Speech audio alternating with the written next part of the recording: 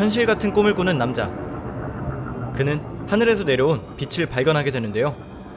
거리의 모든 사람들이 똑똑하게 목격할 수 있는 물체는 순식간에 사람들을 공격하기 시작합니다.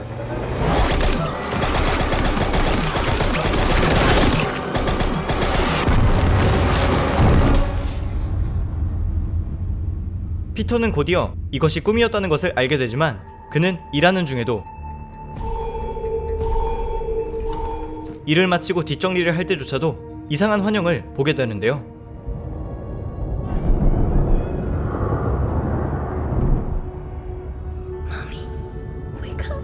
더 이상 무시할 수 없었던 피터는 환영 속 빛을 찾아보기 위해 망원경까지 사서 집으로 향합니다. 그런데 하필 당일 저녁은 가족들과의 오랜만에 나들이 약속을 한 날이었는데요. Understand why you won't just get some help. Because they're just gonna say it's in my head. Because it is just in your head. 그가 마주하는 환영들 때문에 가족과의 관계도 무너지고 있었고 그의 일상도 망가지고 있었기 때문에 결국 그는 수면 장애를 치료하기 위해 병원을 방문합니다. What do you see? 그리고 병원에서 상담을 대기 중이던 피터는 불안해 보이는 한 남자를 만났는데요. You haven't trouble sleeping, right? Yeah. 그는 피터가 겪고 있는 증상을 똑같이 겪고 있었습니다. Dying? Do you see anyone you care about? 일면식도 없는 남자가 자신과 같은 것을 봤다는 데에서 놀란 피터는 치료를 받지 않고 집으로 돌아와 버리는데요. They want to control us. Don't want us asking questions. That's why they erase our thoughts. Because if we knew what was coming. 집에 돌아오자 아내 앨리스는 실망한 듯 오늘 밤 집에서 있을 파티의 분위기만 망치지 말아달라고 부탁합니다. And this is like a sign. Stop. Just 하지만 피터는 착잡한 마음에 테라스에 나가 하늘만 보고 있었는데요. 파티가 끝나갈 때쯤 이웃인 레이가 다가와 그에게 충고를 합니다. I think you're looking in the wrong direction. I mean, you're out here focused on whatever's up there. When 그런데 you should 그때 be looking at what's in there. I mean, what the hell is that? 갑자기 하늘이 번쩍이기 시작하며 피터가 봤던 환영 속 빛들이 내려오기 시작합니다.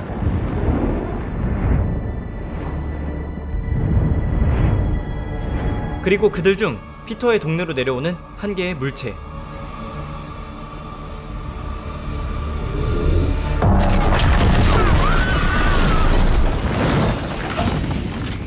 물체로부터 발산된 충격파는 주변 건물의 유리를 모두 깨트려 버리는데요. 충격파를 시작으로 하늘은 천둥이 치는 것과 같은 소리로 가득 차기 시작합니다.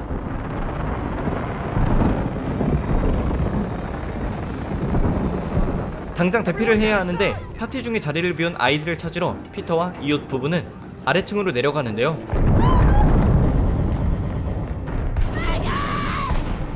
이웃집의 문을 열었을 때 피터가 발견한 것은 환영 속에서 보던 빛을 내뿜는 비행체였습니다.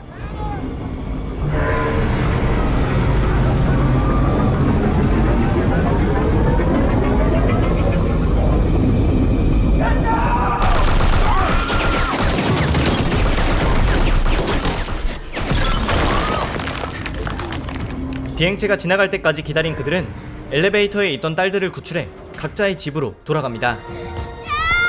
집에 도착한 피터는 딸들을 옷장에 숨겨두고 아내와 함께 집의 입구를 가구로 막는데요. 그들이 문을 막자 바깥에서 누군가가 문 쪽에 충격을 가하기 시작합니다.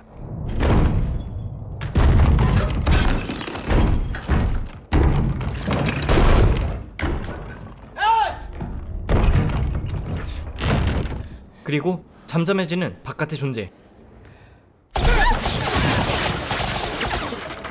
바깥으로 총격을 피한 두 사람은 안도했지만 바깥에 있는 신호미상의 존재는 칼로 벽을 뚫기 시작하는데요. 결국 둘은 다시 아이들이 있는 방으로 도망옵니다. 그런데 옷장을 열었을 때 그들의 둘째 딸 루시가 사라져 있었는데요. 그 와중에 칼로 벽을 뚫고 들어온 이상한 외형의 존재는 루시에게 천천히 다가갑니다. 그것은 루시를 공격하지 않고 바라보기 시작하는데요. 그때 피터는 외계인에게 달려들었고 죽을 뻔한 위기를 앞에 두고 앨리스의 도움으로 가까스로 생존합니다.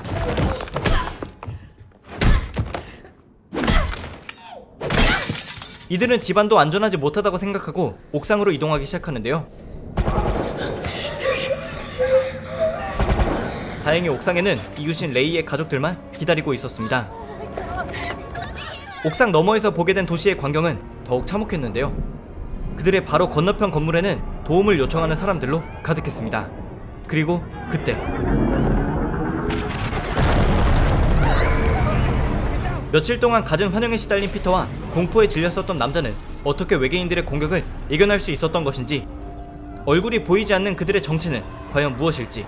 영화 익스팅션 종의 구원자입니다.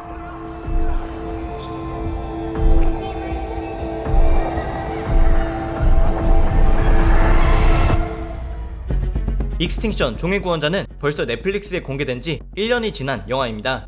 외적으로 보이는 내용이나 주제, 그리고 구성 등은 지구를 외계인이 공격한다 이외에는 특별할 것이 없어 보이는 영화였는데요.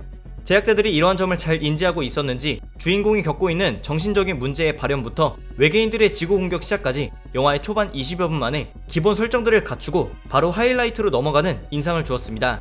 이런 시원시원한 초반 전개와 더불어 영화는 나름 반전에 반전을 등장시키며 흥미를 돋구려 노력하는데요. 전체적인 컴퓨터 그래픽의 퀄리티는 넷플릭스가 내놓은 영화들 중에서는 조금 낮은 축에 속하지만 영화의 하이라이트 부분이라고 할 수 있는 장면들은 꽤 완성도 높은 퀄리티를 자랑합니다.